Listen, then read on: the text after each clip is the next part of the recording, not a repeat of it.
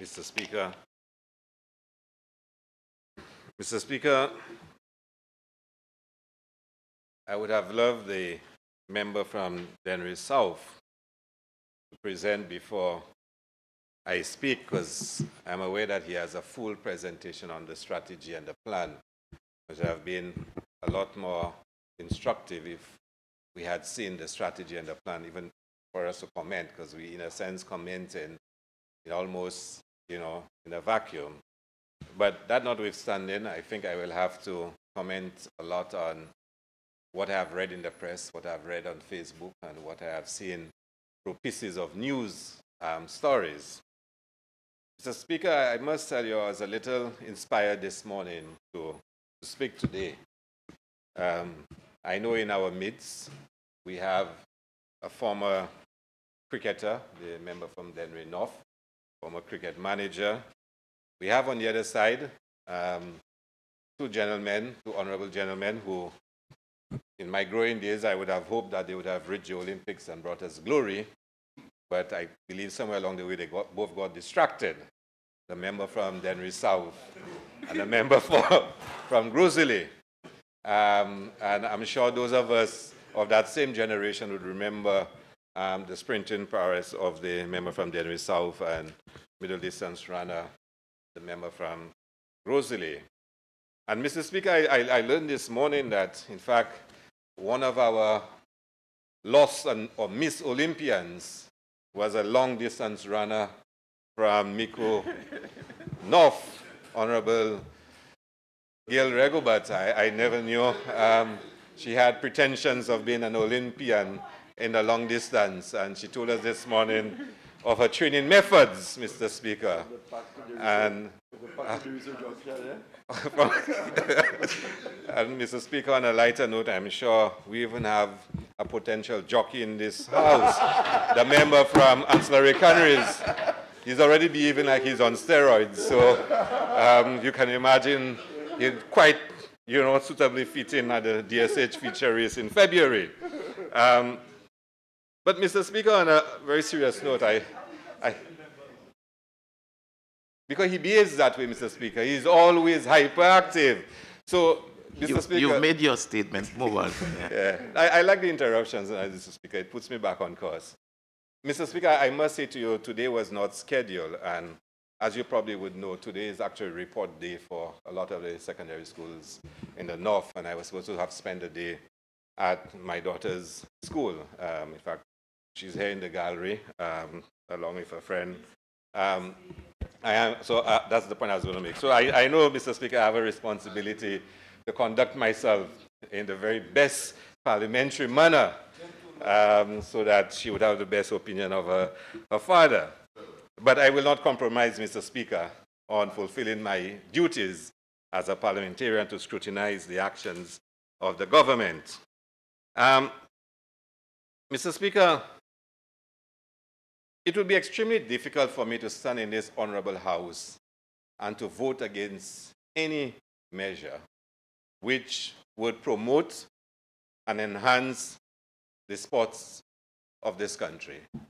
I have spent many years, in sports as a young youth and sports leader.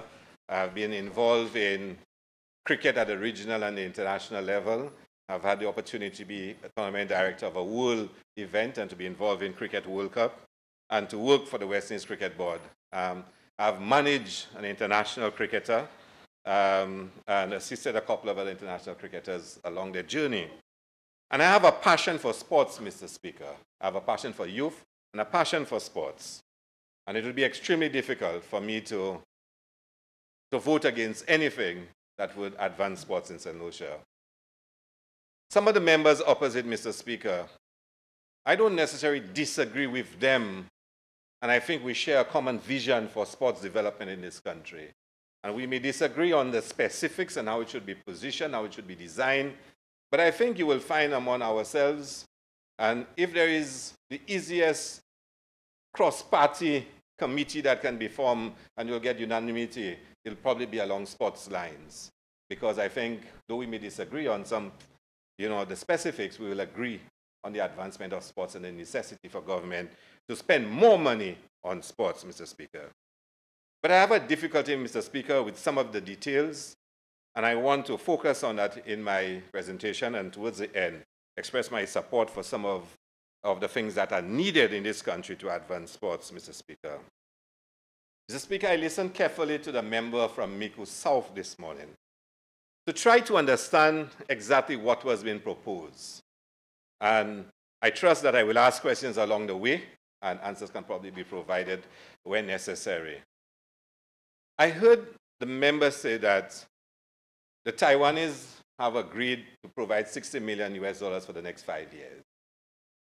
12 million has already received for 2017. And also a decision was taken that 12 of the $60 million will be allocated to sports. And therefore, what was needed now is a bridging loan that would allow for the 12 million allocated for sports over 5 years to be spent now. Well, over 4 years, because 2017 has already been received, so 4 more years is left. So you have 12 million to spend over the next 4 years, maybe 3 million each year, but he basically wants to spend all now, and therefore this is a bridging loan. Now, Mr. Speaker, I also heard the member for Grosley give us the assurance that of the 24 million that this motion speaks of, at least 20 million will be spent on facilities. 20 million will be spent on facilities. Mr. Speaker, I must tell you though, I was very excited when I heard the member from Micoud South said that there's $12 million in grants every year from the Taiwanese government, and it's for 5 years, and I was super happy that $60 million would be spent on sports over the next 5 years. And I believe if we got $60 million to be spent on sports, we'd be very happy in this country.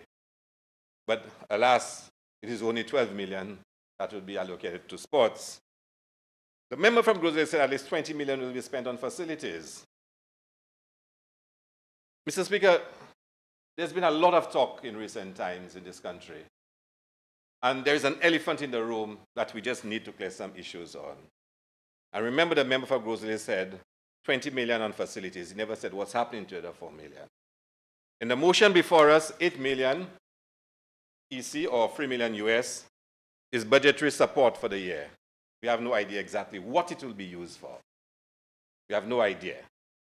But 24 million will be spent for the strategy. I'm wondering, Mr. Speaker, whether or not the very first step had to be the adoption and maybe even discussion in this House of a national sports policy. We've had sports policies in the past, and I'm sure, Mr. Speaker, they probably have documents lying somewhere that speaks of a sports policy. Because in many ways, the sports policy would align all of us nationally as to where we have to go with sports development in this country. We have a strategy and a plan, but I'm not sure what it is emanating from.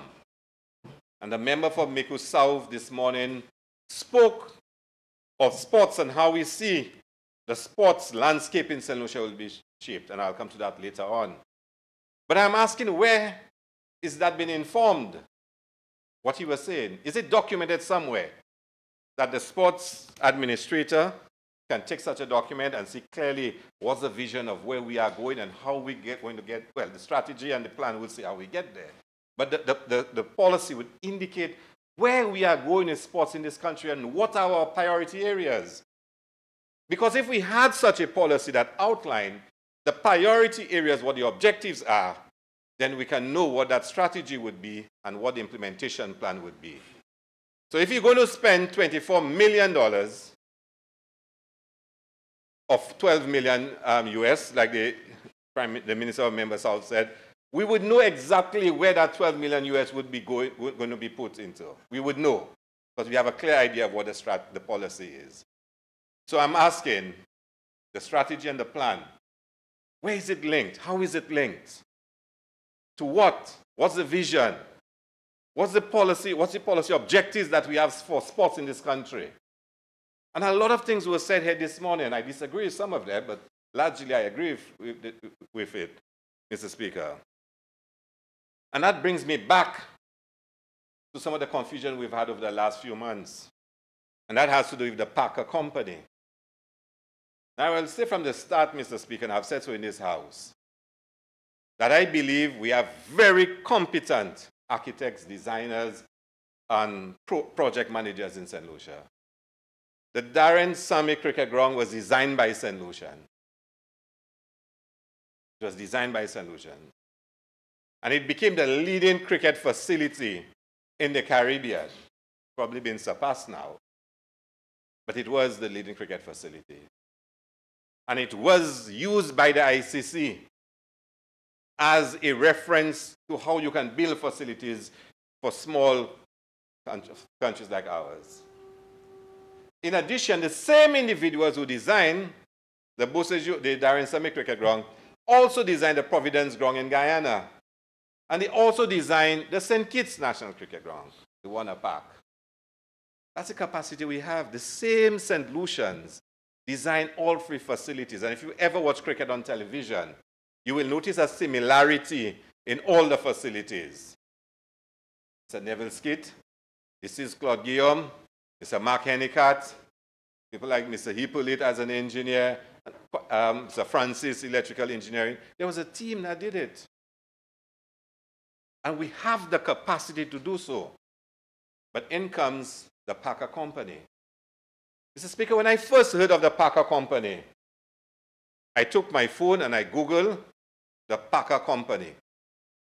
They had nothing to do with sports facilities. Nothing. They were hospitality industry procurement specialists. But they got a contract for 32 million EC for our sports strategy and plan. I went through the brochure, online brochure, no mention of sports facilities. As I searched all the principles involved, I saw Don Lockerbie, sports and events.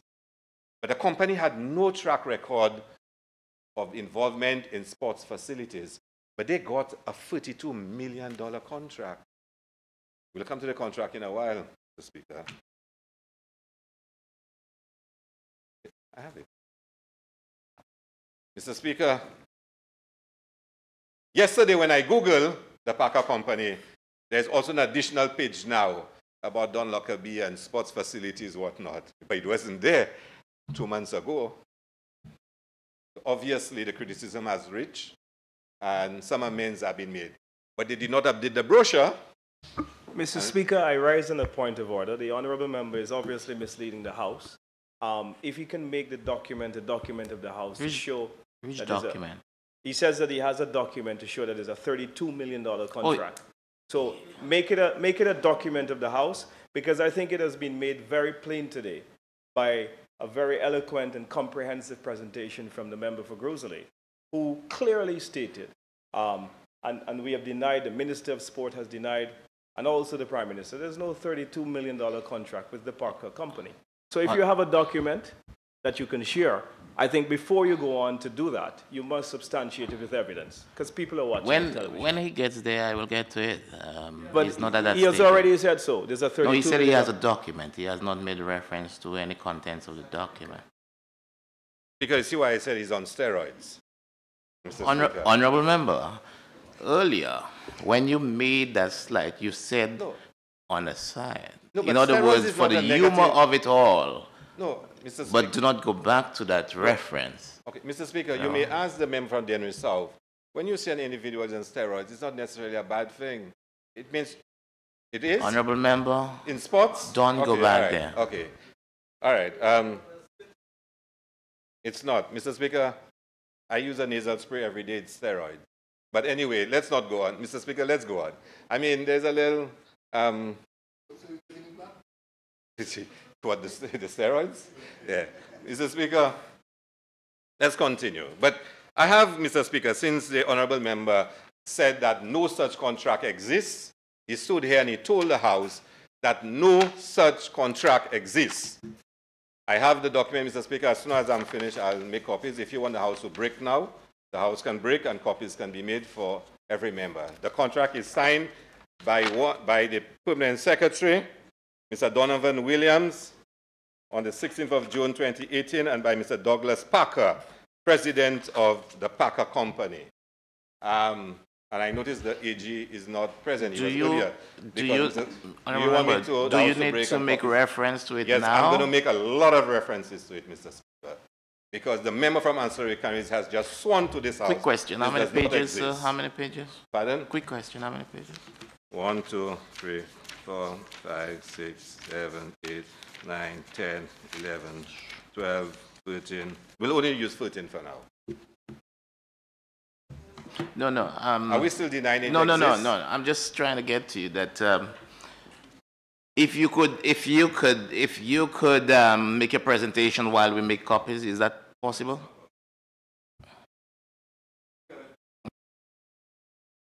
Made. Unless. Mr.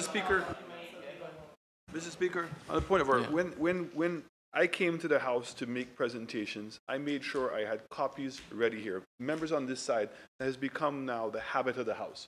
I can't imagine the member would have not known that he was going to have to share the document. He's got marks on it. He knows what he's doing. He said he's going to reference it exhaustively. Then he should be required to do that. Mr. Speaker, I think the previous Speaker of this House made a ruling and shared copies of authorities that made it very clear to honorable members that only ministers are required to print and circulate copies of documents that they are referring to in the official conduct of their duty. It is not a requirement, it's only ministers.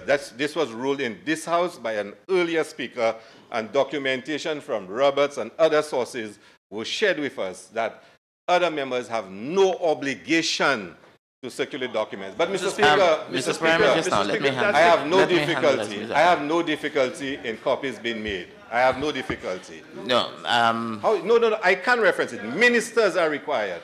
That's established. That's what's honorable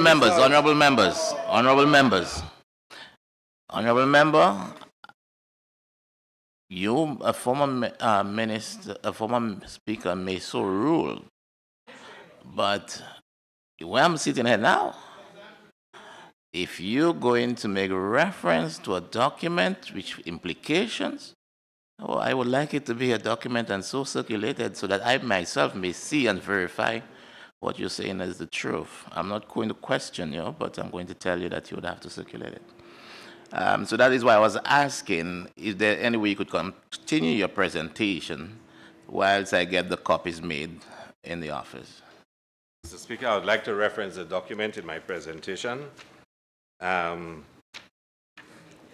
therefore, it would be extremely difficult for me to proceed, Mr. Speaker. But if you want me to proceed, Mr. Speaker, without it, I'm fully prepared to do so, Mr. Speaker, whilst copies are made and circulated. I can always come back to it at some time. But very well. I would like to have it in my hand, yes, so I'm quoting correctly when I speak. So what would you wish me to do? I'd like the copies made now, sir. And do we break, Mr. Speaker? Your choice. If you would like, I'll take sure, 5 minutes. If I would not, never break, Mr. Speaker. I would so allow you to continue and then give you the added time. Let's break, Mr. Speaker. Mr. Prime Minister, were you about to say something? Yes, Mr. Speaker. First of all, if he's going to give the document, first of all, we have to know whether, in fact, the document is an authentic document. You laugh, but we have seen in the past that documents have been circulated in the public domain that have made reference to being authentic, and we know they're not. Okay? I reserve that comment. But the fact is that I can't. I have no idea, Mr. Speaker, if in fact the document he has is an authentic document. And so therefore, that's why it has been that ministers must make reference to documents to know that it's an authentic document. I have no idea. So where did he get the document? Okay? And so the point is, it's a relevant issue to determine whether in fact the document is relevant or not. Because we may be just talking in circles. It may not be authentic. We don't know.